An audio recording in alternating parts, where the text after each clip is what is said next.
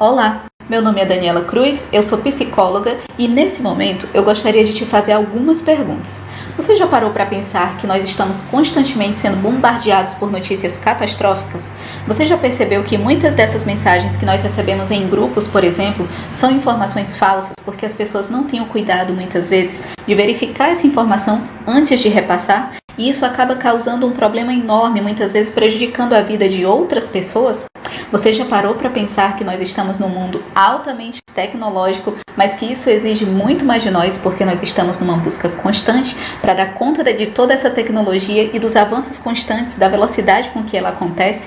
Você já percebeu que nas redes sociais tudo sempre é perfeito, todo mundo é feliz e está sempre tudo bem? O que, tirando o lado positivo de toda essa tecnologia e de todo o uso das redes sociais, nos resta apenas um espaço onde é possível se fortificar, se intensificar uma certa esquizofrenia social, onde as pessoas vivem uma certa fantasia?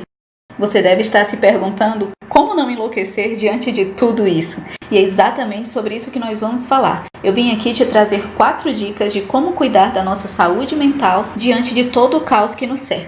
E a primeira dica que eu quero te passar é: observe tudo com lucidez, mas não compre o caos. Sim, nós precisamos nos informar, nós precisamos estar atentos ao que acontece ao nosso redor e no mundo, mas nós não precisamos comprar o caos.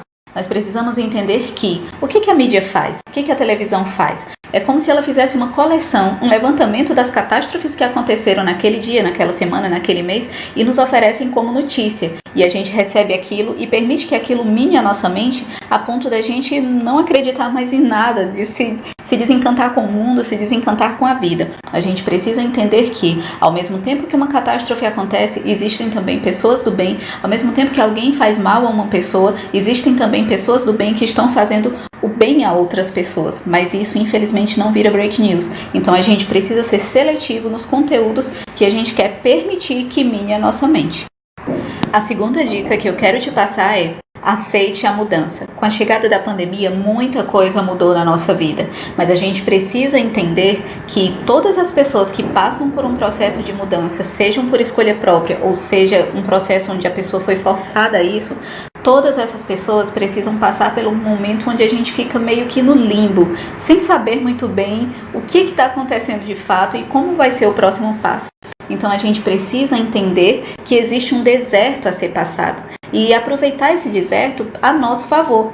Aproveitar para fazer uma autoavaliação, para fazer uma reflexão sobre os nossos pontos fortes, nossos pontos fracos, sobre as possibilidades do próximo passo, o que pode acontecer, como é que eu estou me sentindo nesse processo. Então a gente precisa entender que toda mudança, todas as pessoas que passam por uma mudança como a que nós temos passado nesse momento, vai ter um momento onde a gente fica no limbo, onde a gente fica meio perdido até a gente se encontrar. Mas a gente precisa entender que o deserto também existe e que também é saudável passar por ele.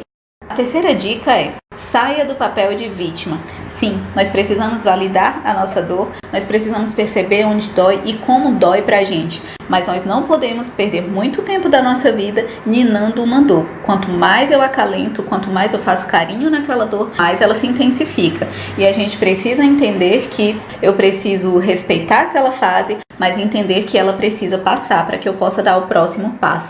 Então a gente precisa sair desse papel de vítima, parar de acreditar que a nossa dor é a maior dor do mundo. Claro, nós precisamos respeitar, porque cada pessoa sente de uma forma diferente e uma coisa que dói em alguém para outra é uma coisa mais simples. Mas ainda assim, nós precisamos sair desse papel de vítima e entender que existem outras dores no mundo e que a minha dor não é a maior dor do mundo. Só assim eu consigo dar o próximo passo e continuar caminhando.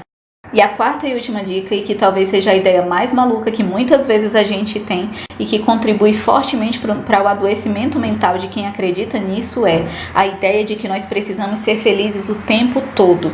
E isso é fantasioso, isso não existe. Nós precisamos respeitar o fluxo da vida, que é também um processo. É como o mar, as ondas vêm e as ondas voltam. Se as ondas são constantemente, se elas continuam seguindo, se elas continuam avançando, nós teríamos inundação. Se as ondas estão sempre recuando, nós teríamos seca. Então a vida segue esse mesmo processo. Todos nós temos problemas, todos nós passamos por momentos difíceis, todos nós passamos por processos de mudança, por processo de dor, e a gente precisa aceitar isso, a gente precisa aceitar o fluxo da vida, o processo da vida. A gente só consegue entender e perceber o que é luz porque nós conhecemos a escuridão. Quanto mais eu estou sempre nessa busca incessante para ser feliz o tempo todo, maiores as chances de eu me tornar infeliz, porque eu acabo acreditando e idealizando uma vida que não existe.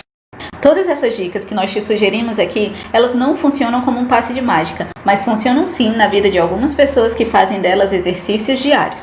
Se ainda assim você continuar se sentindo angustiado, sem saber por onde começar, sem saber como organizar muitas coisas na sua vida e percebe que existe uma angústia que não acaba, procure ajuda profissional. A terapia é uma ótima alternativa e que vai te ajudar a ter mais qualidade de vida e bem-estar. Eu espero ter te ajudado.